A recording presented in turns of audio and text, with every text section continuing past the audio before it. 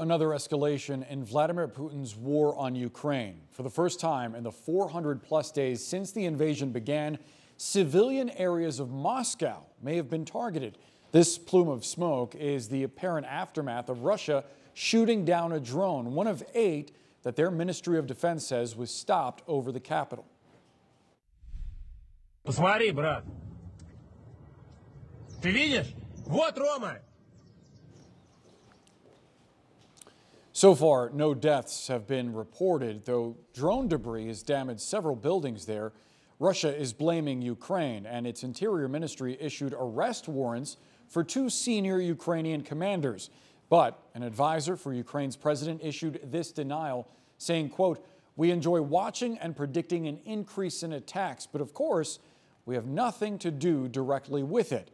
In the meantime, Ukraine's capital has been bombarded for days, the 17th aerial assault by Russia this month alone. Let's take you now live to Kyiv and CNN's Fred Pleiken. And Fred, you were learning that Vladimir Putin has now responded to these alleged Ukrainian drone attacks.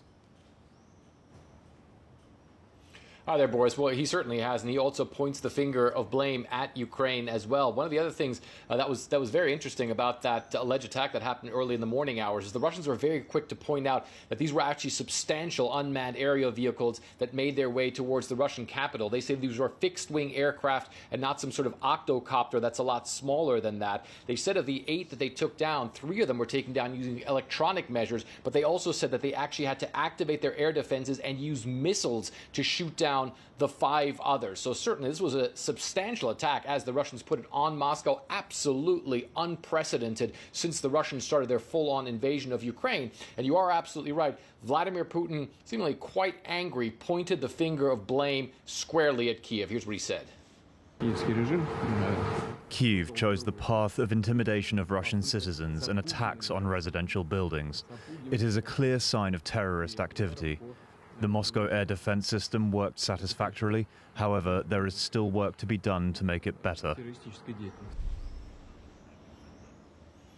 So as you've already noted, Boris, the Ukrainians issuing a denial earlier today, coming in the form of an advisor to the presidential administration here in Kyiv, actually pretty early on in the game, where they did say that they were happy that these drone attack had happened, but they also said they didn't have any direct involvement in it. Nevertheless, as you can imagine, the capital of Kyiv here, of course, bracing for possible further attacks. And, you know, this comes after what was really a very difficult night here in the Ukrainian capital. Having witnessed this overnight, there were waves of attacks by those Iranian-made Shahed drones that the Russians have been sending here for the past couple of months. And it really was over the course of several hours that Ukrainian air defenses were firing in the air. And we were hearing them firing in the air and hearing explosions of those unmanned aerial vehicles being hit and falling to the ground. There was one woman who was killed in a large residential building. We were on site there just a couple of hours ago, and there was substantial damage to that building. And again, the Ukrainians, while saying they had nothing to do with those attacks on Moscow, certainly bracing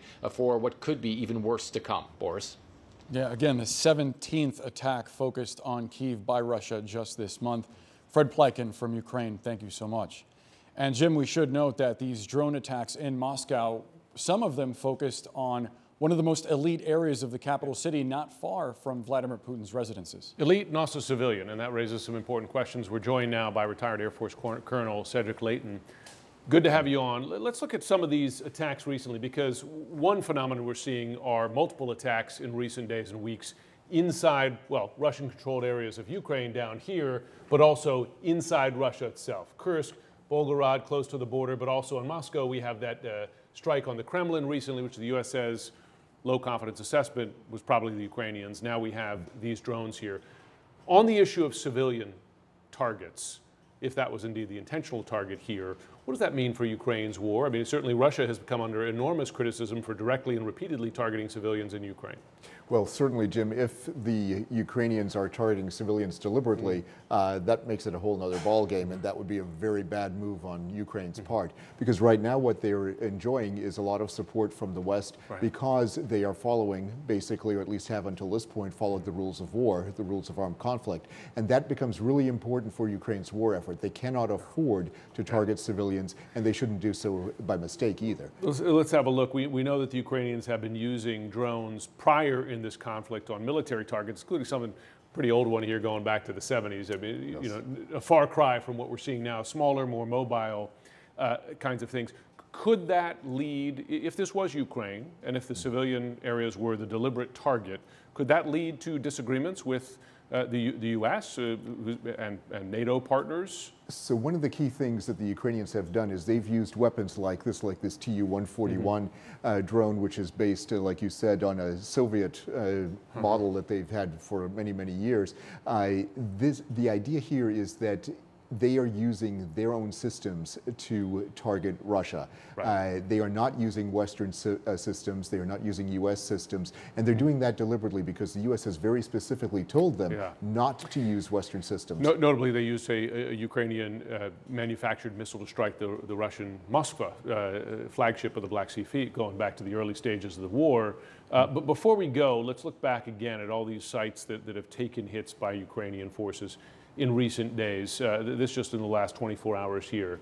Given the anticipation of a Ukrainian ground offensive to take back some of this Russian-controlled territory down here, if you were planning this attack, might you do this to create some fear, uncertainty on the other side prior? Absolutely, and the reason for that is, you know, if your main target area is all of this down here, then what you want to do is you want to make sure that you're keeping people guessing, that you could also potentially attack in this area, and especially right here in Belgorod, because that area is not only close to Ukraine, but it is a major staging area for the Russians. And if they attack there, that would be a legitimate target for the Ukrainians to attack, in addition to all of these areas right here. I remember in the first day of the invasion watching Russian tanks. We had our Fred Pleitkin up there on the border watching them drive across the border into Ukraine for the war. Cedric Leighton, thanks so much.